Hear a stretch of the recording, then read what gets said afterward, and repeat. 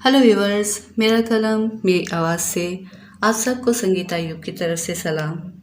हंसते रहें, मुस्कुराते रहें, खुशियाँ फैलाते रहें। तमाम सब्सक्राइबर्स का शुक्रिया जो अपने कमेंट्स के ज़रिए मेरी हौसला अफजाई करते हैं।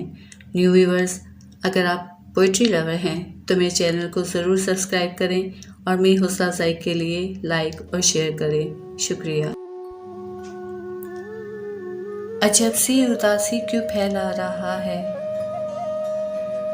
सितमगर दिसंबर चला आ रहा है।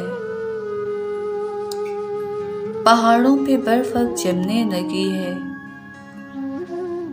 तो मौसम में ठंडक उतरने लगी है।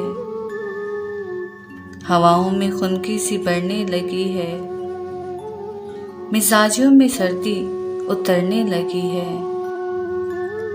पेड़ों से पत्ते जो झड़ने लगे हैं, तो जज्बे भी ठंडे से पड़ने लगे हैं। अजब सी उदासी बिखरने लगी है, खुशी जैसे अब मान पड़ने लगी है। खिले चेहरे भी जर्द पड़ने लगे हैं और आंखों में आंसू उतरने लगे हैं।